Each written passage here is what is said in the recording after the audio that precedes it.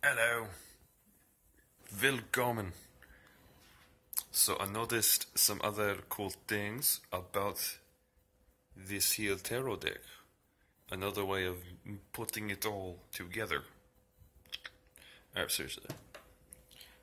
I remember something from one of my conspiracy shows. The guy was talking about some strange energy that they could measure by placing stacks of wood and metal, almost like I think that's how they make batteries a certain way.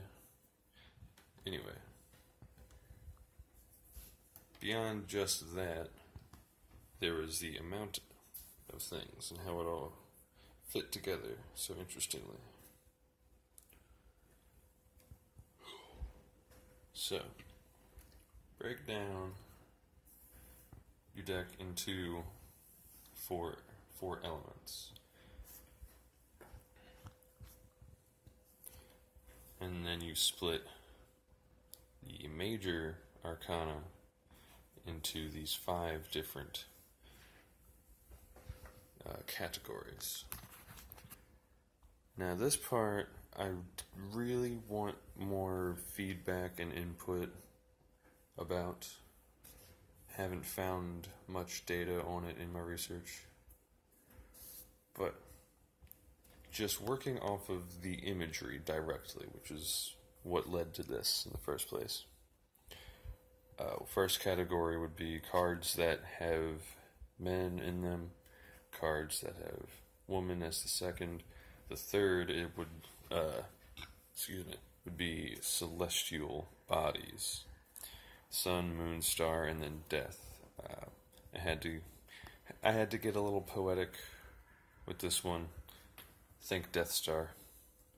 And then I decided to call this one Fates for some reason. I think I was onto something. Tower, Chariot, the Fool, and the Hierophant. The Tower, the Chariot.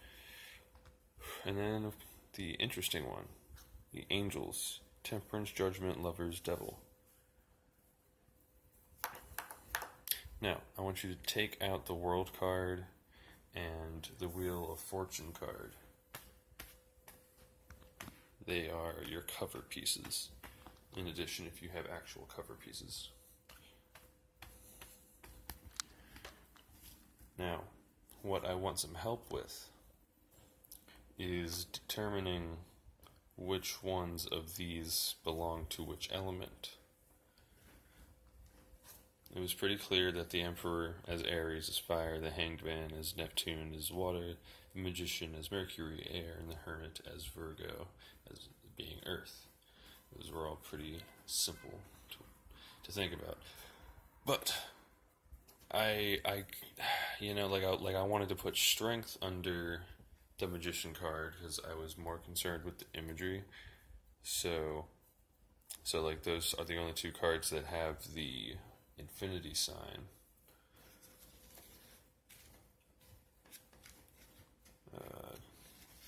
Where is that one? Oh, strengthen the water primer. Yeah.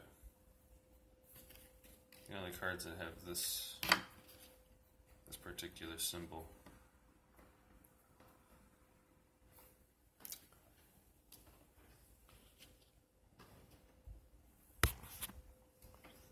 But, I ended up going with Empress being under the Emperor based on some things that the companion book says, written by someone who's done much more research on the subject than I have.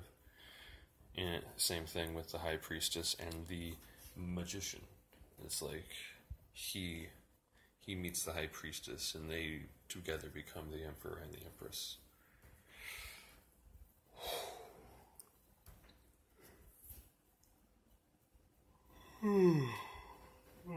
Excuse me.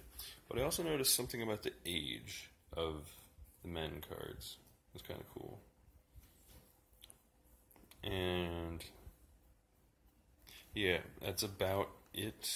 I don't want to get boggled down, but please let me know what you think of this if you've if it reminds you of anything you've researched, or if you have any other thought bubbles to add to it. And until I see you in the future, thanks for learning about what I guess we're going to call the Sorcerer's Deck, or like how to turn your deck into a wand.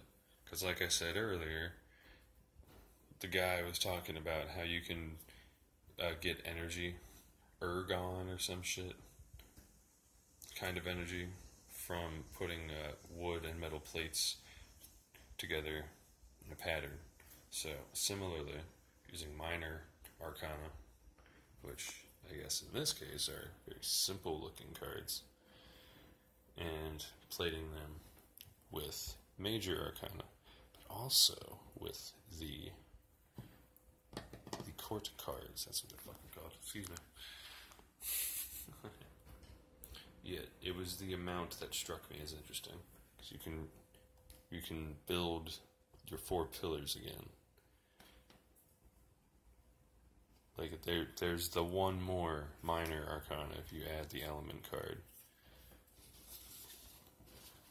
So what this lets you do, let's say you don't have something that represent fire or earth or whatever, and you want to form a proper circle to cast a spell.